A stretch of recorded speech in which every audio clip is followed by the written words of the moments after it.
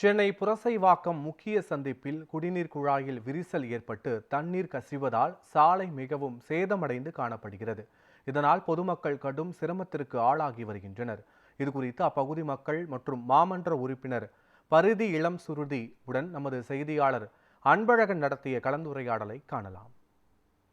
சென்னை மாநகராட்சி மண்டலம் 8 வார்டு 99 பகுதியில் மெட்ரோ வாட்டர் லீக்கேஜால் நீங்கள் மேடும் பள்ளமாக காணப்படுகிறது.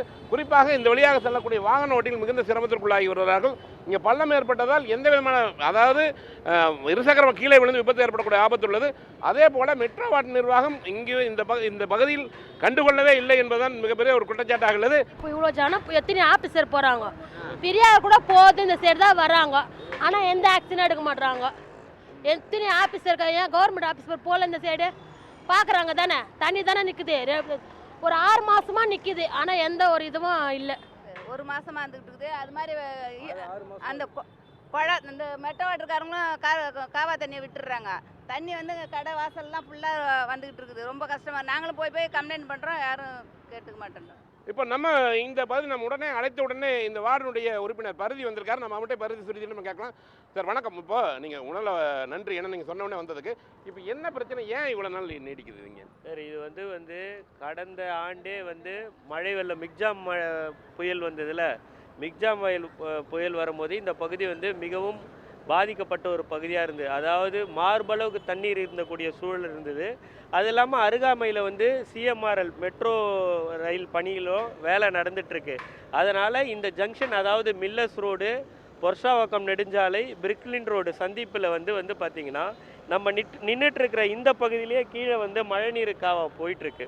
ஆக்சுவலாக இது 2022-23 ஆண்டு நிதியாண்டுக்கான சென்னை மாநகராட்சியினுடைய அந்த மழைநீர் வடிகால் பணிகள் அப்போவே ஒரு ஸ்டாம் வாட்டர் ட்ரெயினை உருவாக்கி அதற்கான பணிகள் எல்லாம் முடிக்கப்பட்டு இருந்தாலும் போதிய அளவுக்கு மழை அதிகமாக பெய்வதால், அதாவது அதிக கனமழை பெய்கின்ற ஒரு சூழ்நிலை ஏற்படும் போது தண்ணி இங்கேருந்து வெளியேறி பரியல் கிரவுண்டு வழியாக ஓட்டேரி நல்லா கெனாலில் விழக்கூடிய ஒரு சூழல் ஏற்படுது. அதனால் சென்னை மாநகராட்சி இந்த பகுதி ஒரு முக்கியமான பகுதின்றதுனால ஒப்பம் கோரி இந்த மழைநீர் வடிகாலே பெரிய அளவுக்கு பெருசாக்கணுன்றதுக்காக அதுக்கு ஒப்பம் கோரி இருக்கிறாங்க.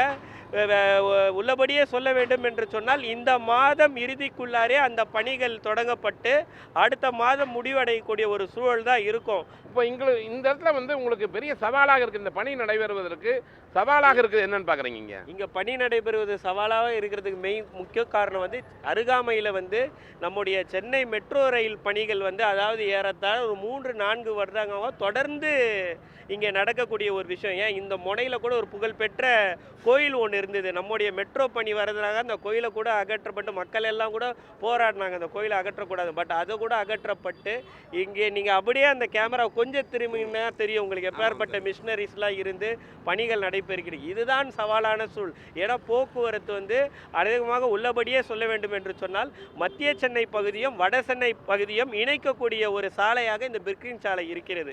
அதுதான் போக்குவரத்து சவாலான பணி.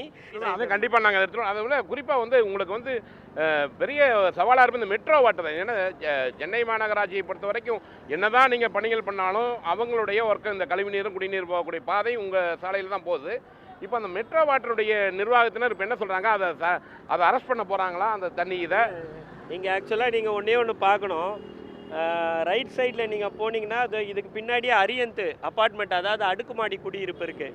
அதை தாண்டி போனீங்கன்னா டிவிஹெச் லும்பினி குடியிருப்பு இருக்குது. இதெல்லாமே அதிகமான குடியிருப்புகள், மக்கள் வசிக்கக்கூடிய ஒரு குடியிருப்புகளாக இருக்கும்.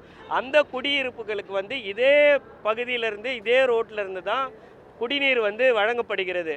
இங்கே வாகனங்கள், அதாவது போக்குவரத்து ரொம்ப கடினமான ஒரு போக்குவரத்து சூழல் இருக்குது.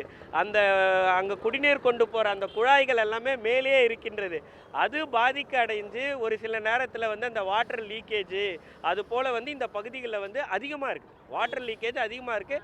அது எங்கே லீக் ஆனாலுமே நாங்கள் உடனே அந்த இடத்த ஐடென்டிஃபை பண்ணி பகலில் பண்ணால் அது இப்போ டிராஃபிக் இடையூறாக இருக்குன்றதுக்காக இரவில் வந்து அதை நாங்கள் வந்து முடிச்சிருக்கோம். அந்த மாதிரி முடிச்சது தான் நீங்கள் வந்து அந்த சாலை மாநகர் டிவிஹெச் எதிர்க்க வந்து ஒரு 2-3 அரெஸ்ட் நாங்கள் பண்ணியிருக்கோம். தற்பொழுது மாமன்ற உறுப்பினர் நம்மிடம் கொடுத்த உறுதி இன்னும் அரை மணி நேரத்தில் இந்த இடம் சரி செய்யப்படும், அதாவது தற்காலிகமாக அதற்கு உண்டான பணிகள் சாலைகள் அமைக்கப்படும் சொல்லியிருக்காங்க.